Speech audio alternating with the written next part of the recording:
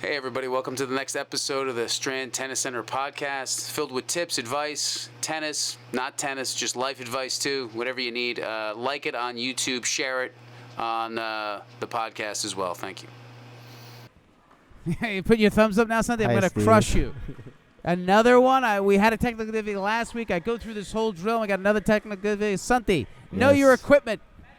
Yes. Yeah, right, Santi. Oh, boy. I got to start again. Another podcast. Here we go. So, okay, I got to start. This is tough. I got to start again.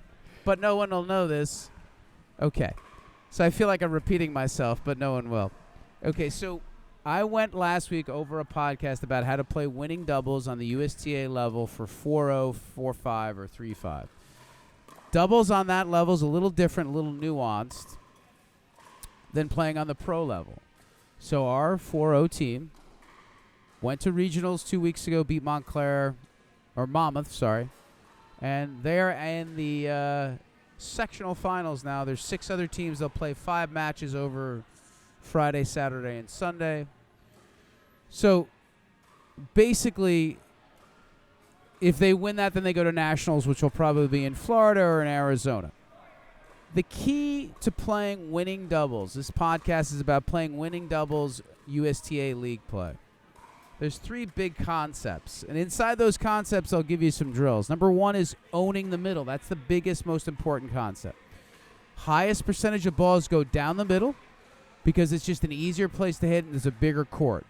So if someone's always covering the middle, you're going to win 60 to 70% of the points. Now, inside of covering the middle, it's just knowing where to stand. So they'll give you a couple of things to be able to do to be able to play winning doubles by owning the middle. So owning the middle means, number 1, knowing where to stand. So on the serve side, when your partner's serving and you're at the net, you do not stand in the alley to cover it. You see that too many times. You stand in the middle of your box, covering more of the middle. And if you need to, go down on one knee if you feel uncomfortable with the server. Again, it's 6 inches higher on the down the line side than down the middle, so you want to be able to cover those balls. Any ball that stays above the net, in other words, it's not dipping low, you want to cross and get it. At the net, you almost want to play net post and net post tennis is what they say, but you have to start in the middle of your box, not in the alley. And usually you'll get the response that says, hey, I've gotten beaten down the line so many times, but if you look at the large sample size of a match, 10 out of 10 balls, 6 or 7 will go cross court, 3 will go down the line. You'll get one, and they'll maybe miss one, and they'll hit a winner for one. Again, there's always adjustments. If you get beat 4 times in a row down the line, then make an adjustment. But make sure they do that first. So another way to play offense and then play defense is playing triangular doubles, and that's what means you're in a staggered situation, 1 up, 1 back.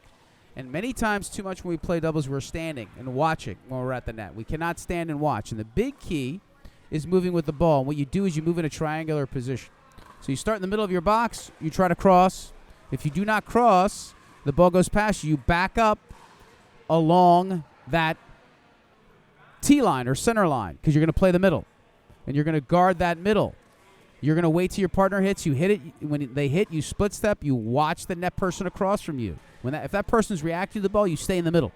Too many times people just stay up or they back up and then they start to move up on contact when they shouldn't. You see that net person react in front of you.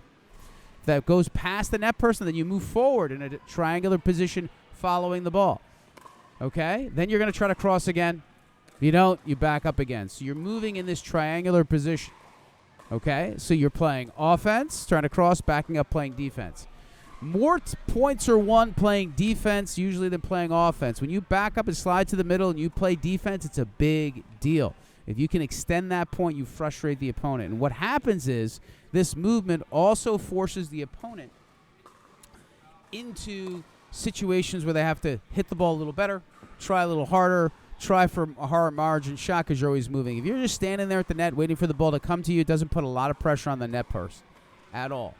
So it's a big key to own the middle, doing it by playing triangular doubles and just where you stand. Quickly on the return side, if your partner's returning, you're standing in the middle of the court, basically. Obviously not on the other side. You can't cross the line, but you're going to stand right in that corner of that service box of your own and playing defense to start. You're just starting in the back position, okay? So that's a big key, So the second concept, which I have here, and I want to make sure I say it right, is understanding what you're giving is what you're getting. So inside of that, usually the shot you hit is the shot you get back. So there's too many times when I see people trying to cross when a serve goes down the tee when actually it then goes behind them. So usually, if you serve a ball out wide, it comes back out wide and comes cross court. So the misconception is a ball goes down the tee and I'm going to like cross, and you're really not crossing. They said the ball will go back down the middle. Yeah, it will go back down the middle, but towards the volleyer. So it's either right, if you're on the due side, it's right of the tape and up the alley. So you just stay and hold. Because when somebody gets a ball that's served down the tee to them, it's a lot easier for them to go cross court or cross the ball, not cross court, but it will go down the line or down the middle. If a ball's fed out wide, it's a lot easier for them to see the angle and hit it out wide so you can cross more. So understanding what you give is what you get is very important. So if you're serving down the tee, it's going to go to your net partner. If you're serving out wide, it's going to go back to the server. And that's when the net person can cross more. Understand that nuance, too. It's a big deal. So what you give is what you get, and doubles will help you with everything. If you lob it deep over their head, what is going to come back, Santi? You lob it deep over their head. Are they going to run to it? Well, they're going to run to it, and if they get it 9 times out of 10, what are they going to do? Lob back. They're going to lob it back. Too many times people lob over their head. What do they do? They run in real close, and they get lobbed. Too close to the ball, yeah. So you get too close to the net. So you're going to run in. You're only going to run to the service line, because that way you get a lob, you hit an easy overhead, or you hit a volley, but it's going to be in the air. So that's another what you give is what you get. When you hit a low drop shot to someone, you're going to close because you're going to get a low drop shot back. Some things like that to understand about what you're giving is what you're getting.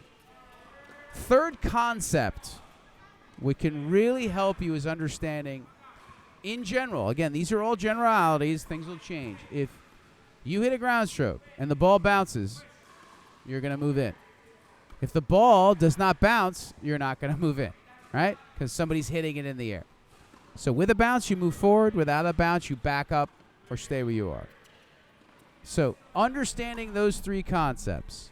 Own the middle by playing triangular doubles and knowing where to stand. What you give is what you get. Serve down the tee will come to the net person. Serve out wide will go out wide. One bounce or no bounce. One bounce, you're going to move forward in general. No bounces, you're going to back up or you're going to stay where you are. And I'll add a little extra. On the USTA level, professionals love overheads. USTA level, they hate overheads. So lob a lot on the USTA. They do not like the overheads. They do not like the weather. They don't like the sun. Make people hit a lot of overheads.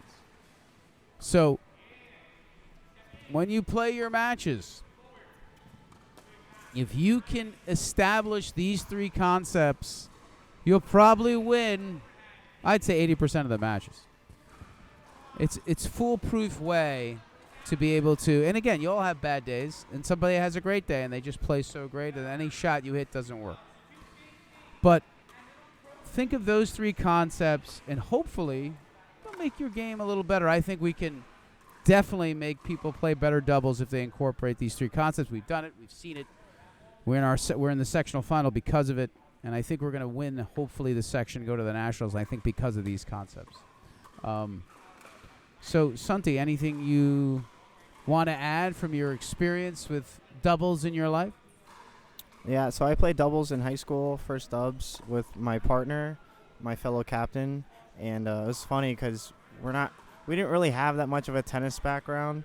We never had private lessons and stuff. So we got beat by East Brunswick and those folks who had, a Sure. court right there, facility right there. I remember playing counties, and I wouldn't say we got destroyed, but I think we only got 2 games off of them. So it was pretty rough. But it's a lot of movement. People don't think doubles is a lot of movement. It's a lot of movement. You know, it is a little easier than sprinting for your own ball by yourself in singles, but definitely a lot of quick left and right movement, backing up. You know, especially if you're outside, stay hydrated, don't get dizzy. You know.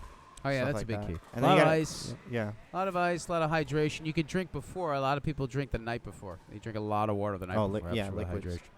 hydration. Yeah. Also, I think an important thing in doubles is trust your partner, and make sure you have a partner that understands how you play, as well as understands your weaknesses. If you don't see eye to eye, it's going to be a little rough. You can make it work, but you don't want to, and don't blame each other. There's no one to blame. You guys are a team, so don't get mad at each other. And if we're going at a high school level, you might get paired up with somebody, or your coach might think that two people work better together, and they might bump them up to first dubs versus second dubs, even though you might be a better player. But, just know that it's about the relationship and how you work together to make a better team. Yeah, I concentrated on the concepts. We did a full episode on how to deal with different partners and what to do. Yeah, We did the I whole remember thing. that You one. can check back.